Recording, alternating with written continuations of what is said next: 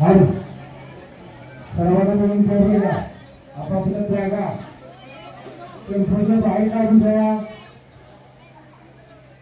सर्वांनी जागा टेम्पोच्या बाहेर काढून ठेवायचं.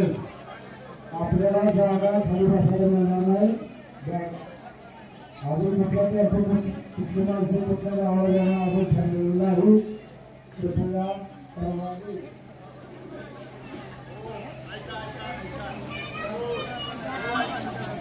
अजून आता वारकरी निघालेत. त्यांचे बांधाबांधी सुरू झाले. जे ते आपले आपले सामान काय खरेदी केले. पंढरपुरातले बरेचसे वारकरी घाण करून जातात, पण इथले आमचे शेजारी जे वारकरी राहतात ते स्वतः केलेली घाण स्वतःच काढून स्वच्छ करून जातात.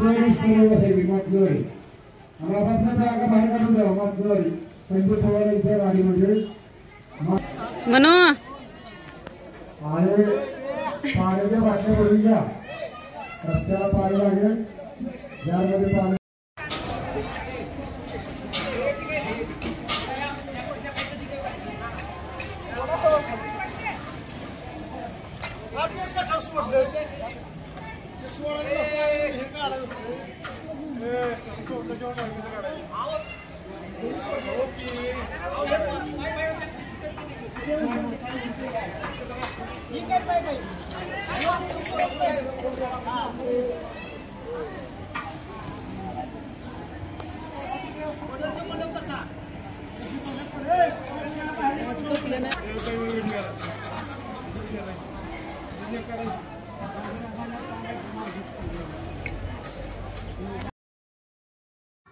कसं असतं बघा.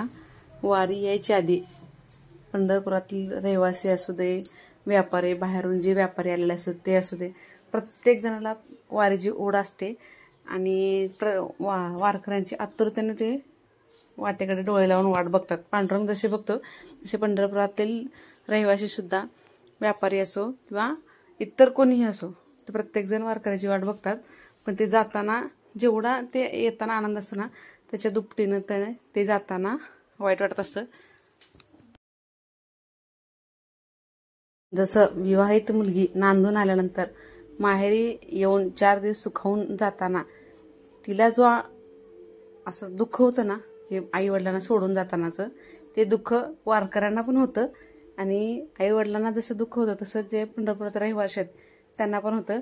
कारण हे बाकीच्यांचं मला माहीत नाही, पण आमच्या इथं जे वारकरी उतरतात साताऱ्याकडील चाफळमधील, ते वारकरी जवळजवळ 17 वर्ष ते इथं कंटिन्यू येत आहेत. त्यामुळे त्यांच्या आणि आमच्यासोबत झालेला एक जिव्हाळ्याचं नातं निर्माण झालं आहे. छान अशी ओढ निर्माण झाली त्यांच्या बाबतीत. जाताना ते आपुलकीनं सगळ्यांना एकमेकांना बोलून भेटून निरोप घेतात. छान.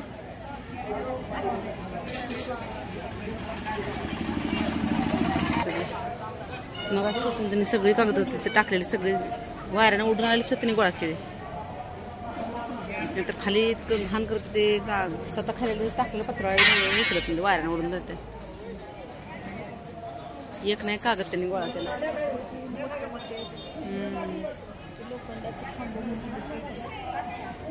असे सगळेच वारकरी पाहिजे स्वच्छतेचे.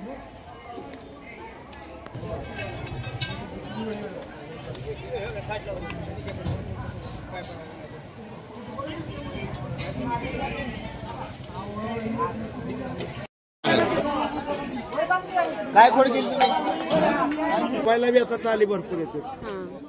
खाली उतरून एखादी चाल आवडली ना, 30 दिवस भर म्हणून पिक्चर सोडायचं. तुमच्याकडे का तिकडं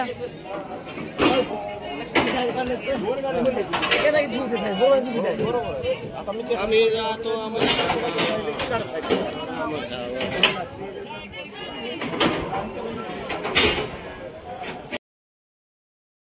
मी पण थोडंफार भजन शिकायला लागले. माझ्या व्हिडिओवरून तुम्हाला लक्षात येतेच. पण ह्या काकांनी मला छान असा सल्ला दिला. कारण गेल्या वर्षी मी यांच्यासमोरच एक अभंग म्हणला होता आणि यावर्षीही त्यांच्यासमोर एक अभंग म्हणले होते. तर त्यांनी छान असे सल्ला दिला की प्रॅक्टिस करावी, सुराकडे लक्ष द्यावं, प्रॅक्टिस कशी करायची, का करायची, आणि म्हणजे कुठलीही गोष्ट करताना आत्मीयतेने, मनाने, आतून जी ओढीनं केलेली असते ना ती कधीही चांगलीच होते, असं त्यांच्या बोलण्यातून मला छान समजलं. आणि मी हे त्यांना मोबाईलचं थोडं आधुनिक ज्ञान दिलं, म्हणजे यूट्यूबवरचे व्हिडिओज कसे बघायचे, सबस्क्राईब कसं करायचं ते त्यांना शिकवलं.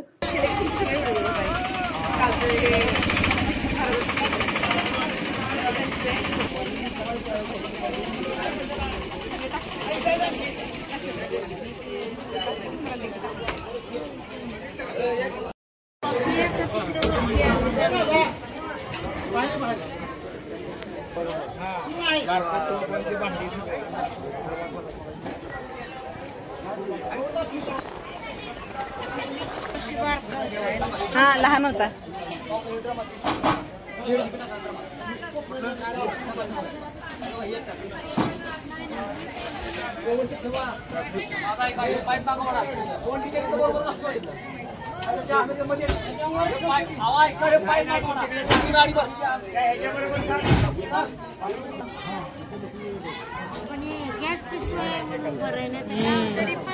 येताना सगळं एक एक एक एक काहीच विसरून जमत नाही, सगळं गोळा करायचं. जाताना पण सगळं व्यवस्थित गोळा करायचं.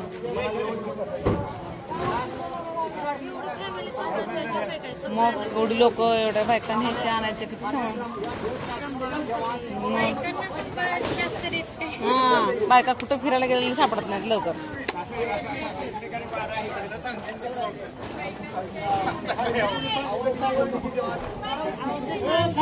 तसं न्यावं लागतंय. हा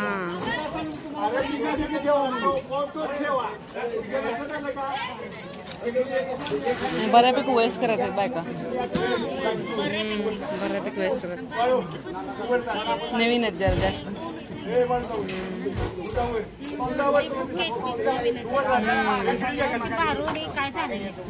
काल गेले असतील. हा ते पप्पा म्हणाले त्यांनी स्वतःची दिंडी आणली ना, 100 माणसं गोळा करून स्वतःची दिंडी आणली. कसला हरभट खातात त्यांनी. माणसं तर सुरक्षित पाहिजे ना, महत्वाचं माल भिजला चालू.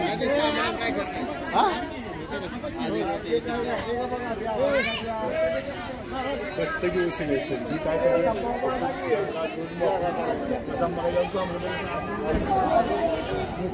माझं सुरक्षित गेलं पाहिजे तर ते बाबा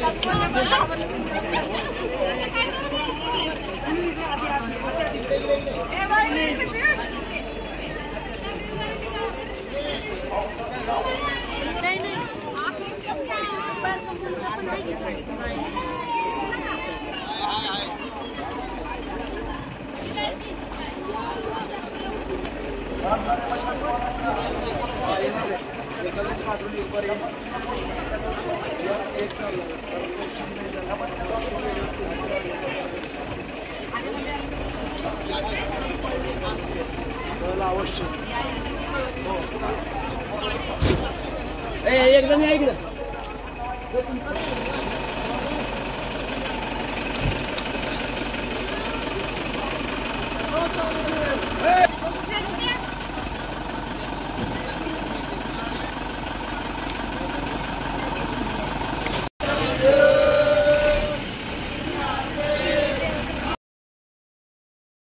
आणि या दिंडीचे मेन हरिभक्तपरायण देसाई महाराज यांनी आमच्याकडून हक्काने शब्द घेतला की बाबा तुम्हीही आमच्याकडं या, आमचं गाव बघा, आमचा सातारा जिल्हा बघा, चाफळ गाव बघा, आवर्जून भेट देण्याचा आग्रह केला.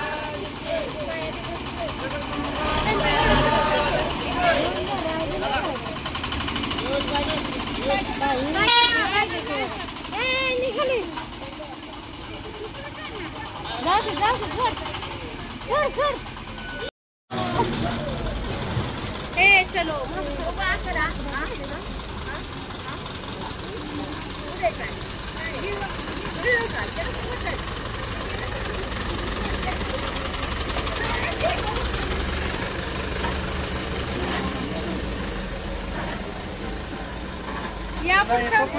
हा या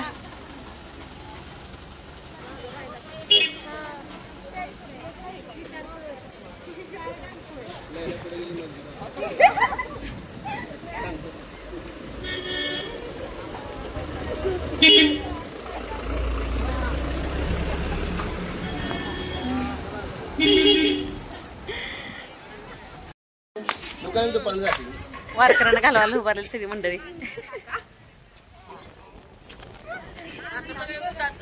मग काय